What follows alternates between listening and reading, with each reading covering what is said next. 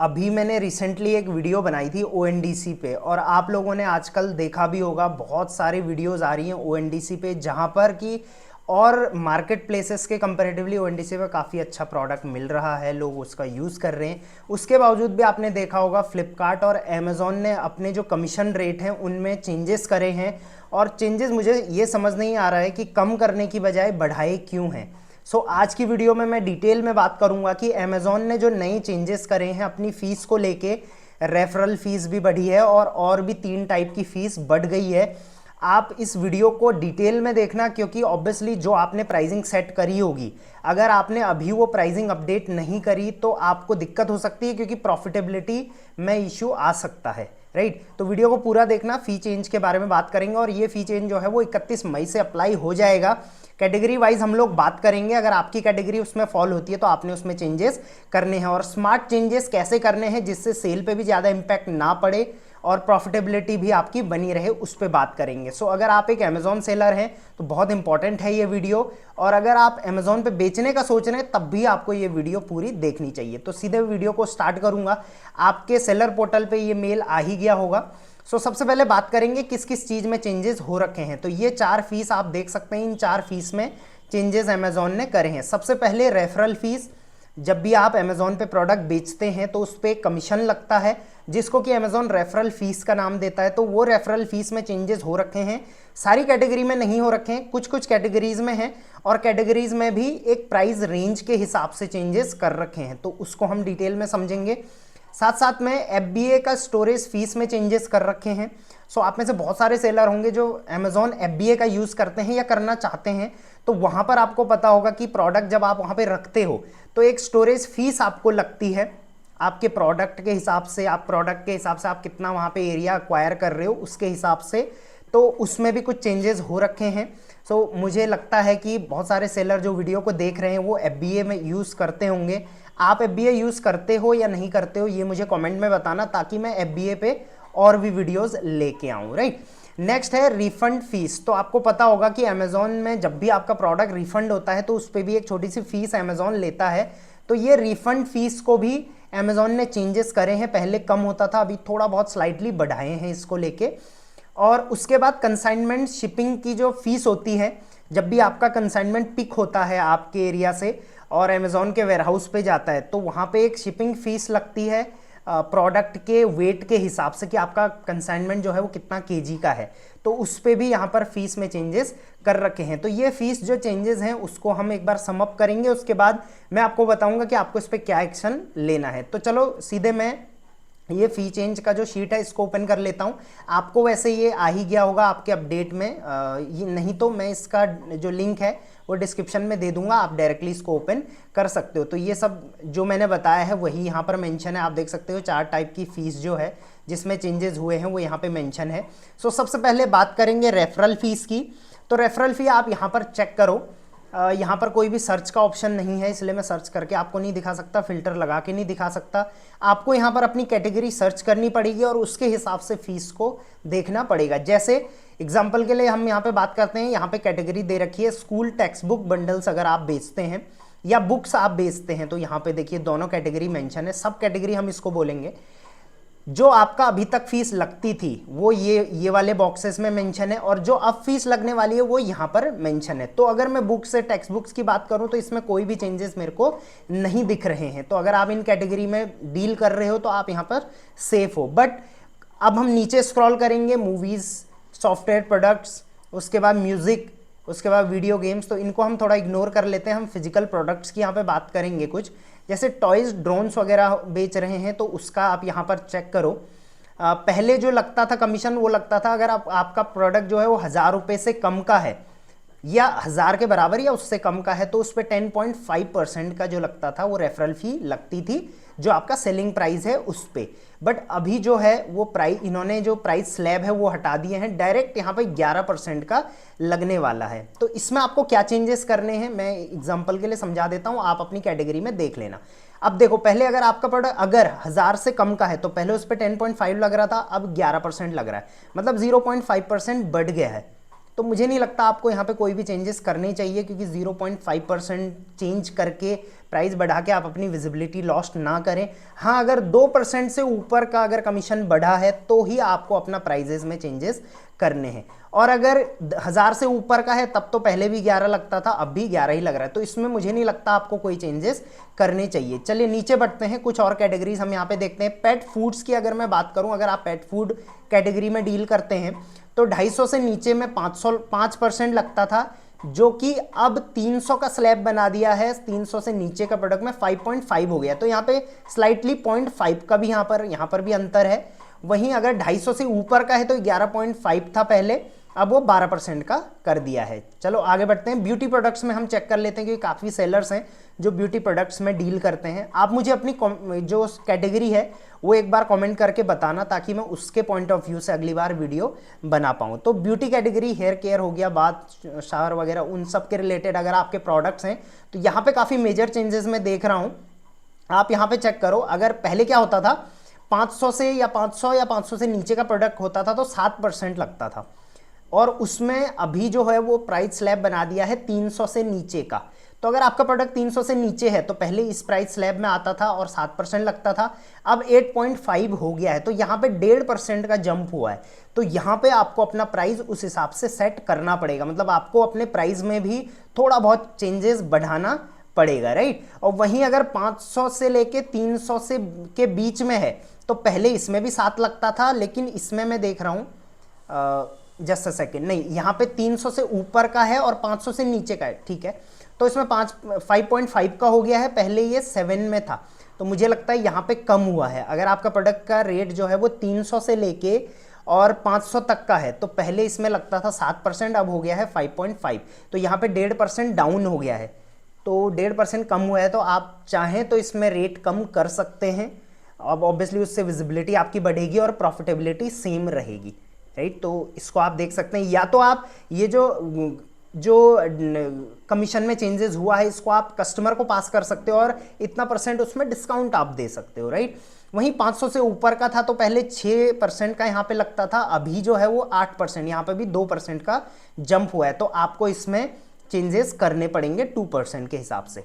Beauty and makeup की बात करूं तो यहाँ पर भी प्राइस स्लैब, जो पहले 2 प्राइस स्लैब थे, 500 से नीचे वालों पे 3%, 500 से ऊपर वालों पे 6%, वो अब टोटल कर दिया है 6%, मतलब कोई भी रेट में हो आपका प्रोडक्ट 6%। तो आप देख लो कि 3% का यहाँ पर टुगेदर मतलब एक जंप मिला है, तो भाई 3% तो बहुत ज़्यादा हो जाता है। आपको यहाँ पर कुछ ना कुछ प्राइजेस में चेंज करने पड़ेंगे अगर ब्यूटी मेकअप रिलेटेड प्रोडक्ट आपका है तो, राइट। तो इसमें आप चेंजेस ज़रूर कर लेना। और कैटेगरी अगर हम यहाँ पे चेक करें, बाकी आप अपनी कैटेगरी को यहाँ पे चेक कर लेना, धीरे धीरे आप यहाँ पे सारी कैटेगरी चेक कर सकते हैं। जैसे बेबी डाइपर्स वगैरह हो गया, ग्रॉसरी से हो गया, उसके बाद यहाँ पर आगे आ जाते हैं, कुछ हम लोग जनरल कैटेगरी चेक कर लेते हैं। जैसे अपैरल्स की मैं अगर बात करूं, आप यहाँ पे देखो अपैरल में साड़ीज़ एंड ड्रेसेस मटेरियल वगैरह, तो इसमें मैं देखता हूँ कि 300 से नीचे का जो स्लैब था पहले वहाँ पे 10.5 का था, बट यहाँ पे वो स्लैब ही हटा दिया है अब, तो स्लैब यहाँ पे 500 से नीचे डाल दिया है, जिसमें कि 12% ले रहे हैं, तो यहाँ पर भी 1.5% का जंप है, तो इसमें आपको चेंजेस करने पड़ेंगे इस प्राइस स्लैब में अगर आपका है। वहीं अगर 300 से 1000 के बीच में था पहले तो 18 लगता था, अब जो है वो यहाँ पर लगभग 14 लग रहा है, तो इसमें कम हुआ है।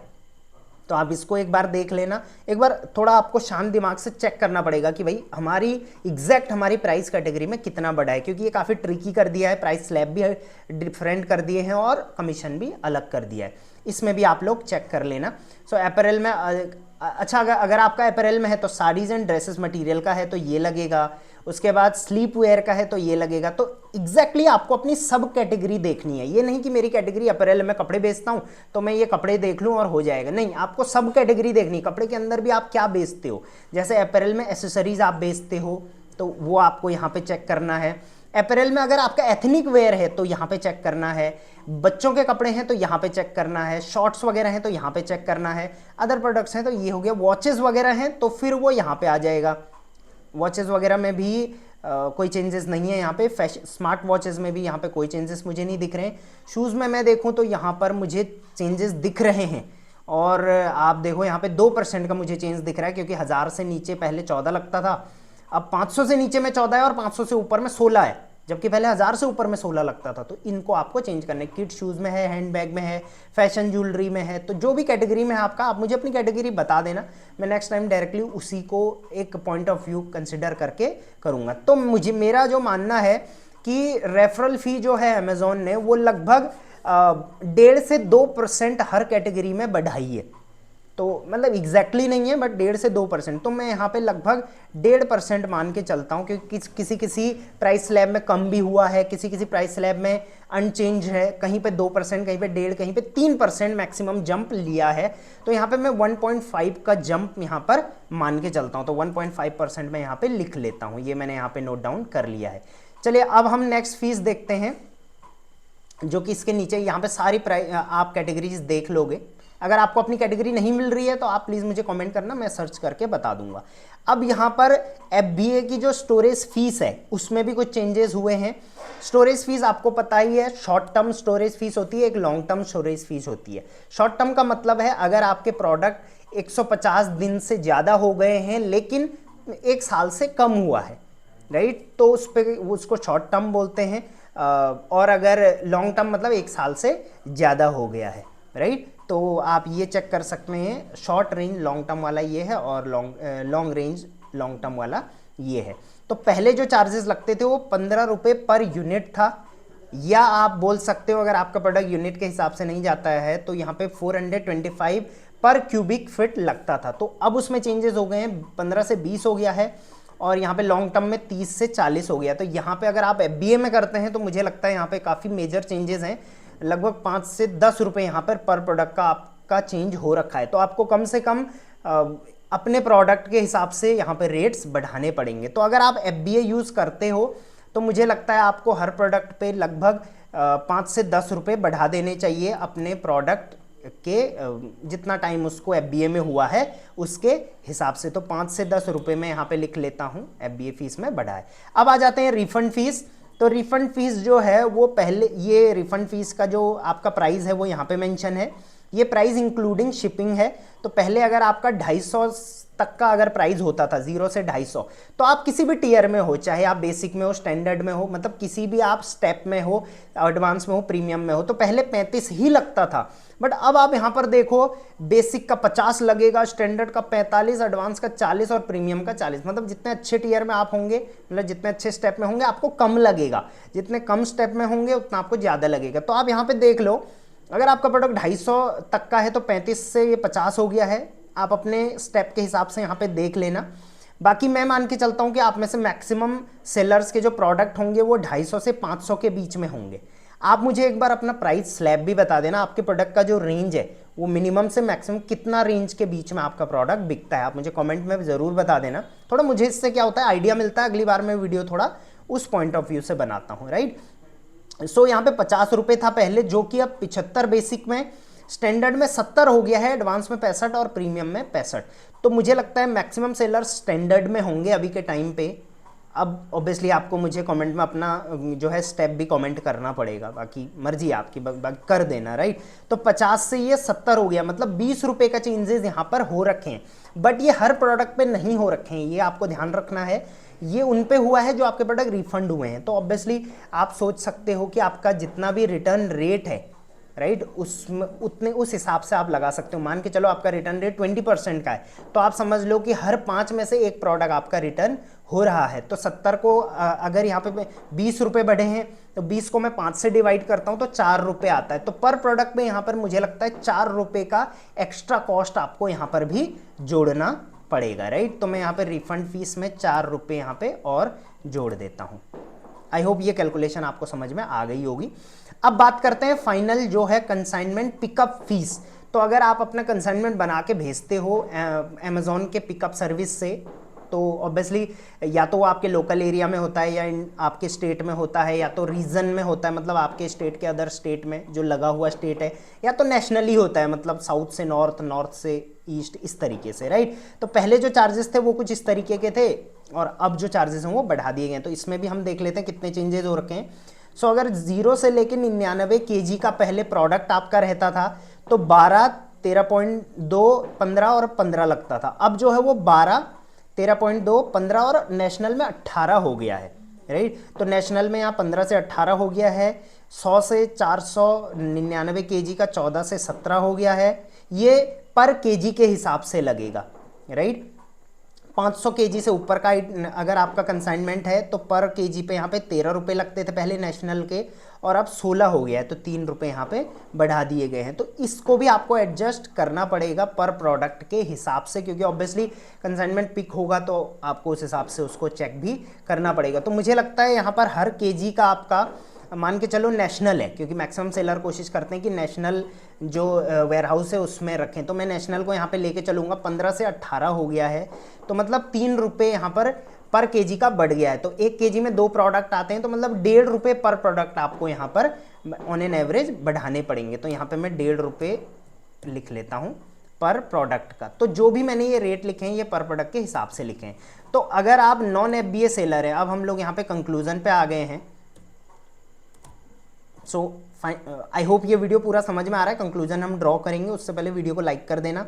सब्सक्राइब बहुत सारे सेलर नहीं करते हैं तो सब्सक्राइब कर लेना, और रेगुलर अपडेट्स चाहिए तो आप लोग डिस्क्रिप्शन में मैंने टेलीग्राम ग्रुप का लिंक दिया है, वो ज्वाइन ज़रूर कर लेना, और इंस्टाग्राम पे तो आप फॉलो करते ही होंगे। सो अगर आप नॉन FBA सेलर हैं तो आपको क्या चेंजेस करने हैं। अगर आपकी कैटेगरी में चेंजेस हुए हैं तो आपको रेफरल फीस तो पड़ेगी और रिफंड फीस पड़ेगी। तो 4 प्लस ये 1.5% आपको बढ़ाना पड़ेगा ही पड़ेगा। तो लगभग अगर आपका प्रोडक्ट का रेट लगभग 200 है तो 1.5% का मतलब 3 रुपये हो जाता है, और अगर 300 है तो लगभग आप लगा लो 5 रुपये के हिसाब से। 300 का अगर मैं आपका प्रोडक्ट मान के चलूँ तो 300 का 1.5% लगभग 5 रुपये हो जाता है, और यहाँ पर 4 रुपये ये हो गया, तो 5 और 4 9 रुपये। तो लगभग आपको अपने प्रोडक्ट पे ये लगा लो आप 9 रुपये, मैं इसको एक रेंज के हिसाब से दे देता हूँ, 9 से लेके 11 रुपये आपको अपने प्रोडक्ट पे बढ़ाने पड़ेंगे। मैं मान के चल रहा हूँ कि आपके प्रोडक्ट का रेट है वो 300 के आसपास का है, राइट। तो 9 से 11 रुपये बढ़ाने पड़ेंगे। अगर आप FBA सेलर हैं तब आपको क्या करना है। देखो रेफरल फीस तो तब भी लगेगी, 1.5% इसको लेके मैं चल रहा हूँ, 5 रुपये में इसको लेके चल रहा हूँ। स्टोरेज फीस मैं यहाँ पे लेके चलता हूँ, रिफंड फीस तो फिर भी लगेगी, कंसाइनमेंट फीस फिर भी लगेगी। तो इन टोटल ये हो जाता है, ये 9 से 11 रुपये तो आपके ऑलरेडी बढ़ा रहे थे आप, उसमें आप जोड़ लो ये 5 से 10 रुपये आप और जोड़ लो, और यहाँ पे 1.5 रुपये आप यहाँ पे ये भी जोड़ लो। तो ये हो गया 5 से 10 रुपये, 10 रुपये ये हो गया, और 1.5 रुपये ये हो गया। तो 10 ही मान के चलता हूँ मैं स्टोरेज फीस और शिपिंग फी को मिला के, और 10 ये हो गया। तो लगभग यहाँ पे आपको 15 से 20 मैं मान के चलता हूँ। अगर आपकी कैटेगरी में चेंजेस हो रखे हैं इन चारों में तो आपको 15 से 20 रुपये यहाँ पर अपने हर प्रोडक्ट पे बढ़ाने पड़ेंगे। अगर आपका प्रोडक्ट 300 या 350 के बीच का है, अगर उससे ऊपर का है तो थोड़ा और ज़्यादा आपको बढ़ाना पड़ेगा। ऑब्वियसली उससे थोड़ा विजिबिलिटी डाउन होगी, उससे ऑब्वियसली थोड़ा बहुत ऑर्डर कम होंगे, but profitability is the main game. आपको प्रॉफिटेबल रहना है तो आपको इस तरीके से बढ़ाना पड़ेगा। और बिलीव मी, सिर्फ आप ही नहीं बढ़ा रहे हैं, आपका कॉम्पिटिटर भी बढ़ाएगा, क्योंकि चेंजेस हुए हैं तो वो सबके लिए हुए हैं, थ्रू आउट द कैटेगरीज हुए हैं। तो आपका कॉम्पिटिटर भी बढ़ा रहा है, आप भी बढ़ा रहे हो, तो ऑब्वियसली मुझे लगता है कि विजिबिलिटी दोनों की डाउन होती है, और उस हिसाब से सेल में आपकी इंपैक्ट उसके बाद नहीं पड़ेगा, राइट। तो ये था पूरा एनालिसिस अमेजोन का, जो इस 31 तारीख से 31 मई 2023 से नए चेंजेस होने वाले हैं उस पर। और यहाँ तक अगर आपने वीडियो देख ली है तो आप मुझे अपना ओपिनियन बताना कि जो ये फीस चेंजेस कर रहे हैं मार्केट प्लेसेज, ये सही है या गलत है। क्या लगता है कि ONDC के आने के बाद इनको जहाँ पे कमीशन वगैरह जो कम करनी चाहिए बढ़ा रहे हैं, इसके पीछे का गेम क्या हो सकता है, ये क्वेश्चन मैं आप लोगों से पूछूंगा, फिर हम इस पर कभी लाइव सेशन में भी डिस्कस करेंगे। यहाँ तक वीडियो देखने के लिए thank you very much, like करके ज़रूर जाना। Till then thank you very much, keep selling on Amazon.